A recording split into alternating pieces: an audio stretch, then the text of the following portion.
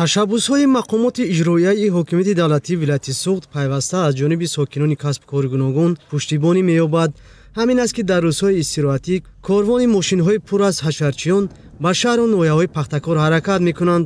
дар рӯзҳои истироҳатӣ сокинони касбу кори гуногун, кормандони соҳаҳои маорифу тандурустӣ, фарҳанг, ҷавонон, занон, собиқадорони меҳнат, аъзоёни ҳизби халқии демократии Тоҷикистон, аъзоёни шӯрои ҳаракати ҷамъиятии ваҳдати миллӣ ва эҳёи Тоҷикистон дар вилояти Суғд, намояндагони воситаи ахбори омма барои кӯмак ба марди деҳқон ба пахтачинӣ рафтанд.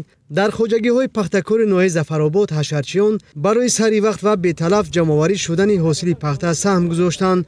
чинакчиён изҳор доштанд ки бо истифода аз рӯзҳои муносиби офтобӣ барои ғанӣ гардидани хирмани пахта бояд ҳар нафар нақш гузорад.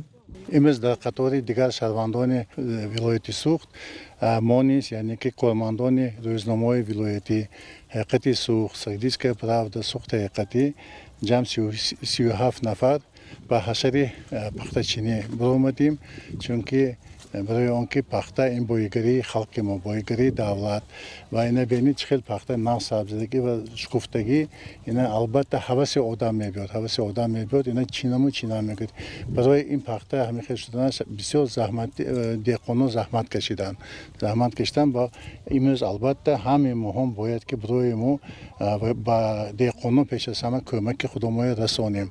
ما که کارمندان اداره روزنامه ولایتی سوخت حقیقتی شخصانه ایجادکار هستیم، کارمندان ایجادکار هستیم و ما با یعنی بسیارتر با روحیت کار میکنیم، یعنی مثلا می نویسیم، ایجاد میکنیم. در روزهای استراحت باشد ما در میدان پختزار هم پخته میچینیم، هم استراحت میکنیم، هم سهم خود را در جمع آوری پخته میگذارانیم. مشاهده گردید که در ناحیه ظفرآباد میدان پختزار به میدان کورزور یعنی جمع‌آوری طلای سفید مبادل گرده است. حشرچیان از شهر و ناحیه‌های ولایت سوغد، سهامداران خوجگی‌های دهقانی، ساکنان ناحیه مشغول جمع‌آوری پخته بودند. در این روزهای تیرماهی که برای بی‌تلف غونچینی پخته مساعده است، مسئله جمع‌آوری پخته مهمیت بیشتر پیدا نموده است. ساکنان با درک این مهمیت در روزهای استراحت به کمک مرد دهقان به پخته‌چینی می‌روند. ما کارمندان ساحه تندرستی ولایت از باد هوای مساعده فراهم آمده استفاده برده در روزهای استراحتی در پهلوی مرد دهقان روز استفاده برای جمع‌آوری حاصل پخته طلای سفید سهمی ارزنده خود را گذاشته ایستادیم، چون که در واقع میگم پخته این بایگری دولت است و همه کسی از یک گریبان سر برآورده سرجمعانه برای غنچینی پخته سهمی ارزنده خود را گذاریم. خیلی که دیده ایستادیم امسال حاصل پخته خیلی فراوان است و ما از فرصت مناسب استفاده برده در این هوای مساعد تصمیم گرفتیم که همراهی دیگر ساختارها یک چند ساختارها امروز به غنچینی پخته برای یاردن به مرد دهقان برایم. ناحیه ظفرآباد از منطقه‌های رشد کرده ساحه کشاورزی به شمار می‌رود.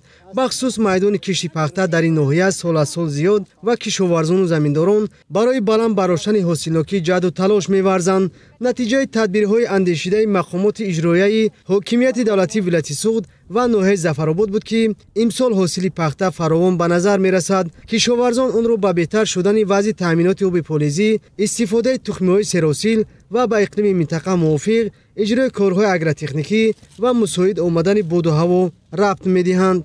حالا همه کوشش و تلاش‌ها بر آن روانه شده است که با استفاده از روزهای آفتابی حاصل پخته بی‌تلف و سریع وقت جمع‌آوری کرده شود. امروز ما معارفچیان شهر خوجند برای چیدن طلای سفید سهمگذار میباشیم، زیرا پخته این بایگری ما است. در همین جا همه شرایط‌ها برای ما فراهم آورده شده است. ما تشبث گرفتیم که همین بیمارخانه ولایتی پخته‌چینی همین ناحیه ظفرآباد با آمدیم با تیار هستیم که تا تمام شوی پخته‌چینی همه ما دست جمعانه به مردم دهقان کمک کنیم. در ناحیه ظفرآباد برای دستگیری و هوسمندی حشرچیان و چینکچیان توجه روانه شده. آنها با خوراک گرم تامین گردیدند. شرایط موافق فراهم آورده شده است. تمام توجه به آن روانه شده است تا بر روند جمع‌آوری حاصل پخته وسعت بخشیده شود. معلوم است که پخته اشیاء پرقیمت صنعتی بوده، از آن نوع و نمود محصولات استحصال کرده می شود. زیاد شدن حجم استحصال پخته امکان می دهد که کارخانه‌های صنعتی ساحوی با اشیاء خام تامین کرده شوند. خیلی که ما شاهد گشته ایستادیم امروز бевосита бо ташаббуси муҳтарам раиси вилоят Раҷаб Аҳмадзода зиёда аз 1000 нафар чинакчиёни пахта аз ҳамаи сохторҳои шаҳр ноҳияи вилоят ба чиниши пахта ба ноҳияи Зафаробод ташриф оварданд. бори дигар миннатдории худро аз мақомоти иҷроии ҳокими давлатии вилоят ва инчунин мақомоти иҷроии ноҳияи Зафаробод изҳор мекунам ки чунин шароитҳоро барои мо муҳайё карданд ки мо имрӯз чиниши пахтаро давом додем. Умедвор ҳастем ва бовари калон дорем ки ноҳияи Зафаробод яке аз аввалинҳо шуда аз уҳдаи нақшаи чиниши пахта бо сарбаландӣ мебарояд. сокинони касбу кори гуногун саҳмгузорӣ дар ҷамъоварии тиллои сафедро масъулияти шаҳрвандӣ медонанд. истифода аз рӯзҳои муносиби офтобӣ имкон медиҳад ки самараи меҳнати марди деҳқон беталаф ҷамъоварӣ гардад. гузориши Субиддини Шаҳобиддин, Саидулло Арслонов, Музаффар Собирзода аз ноҳияи Зафаробод.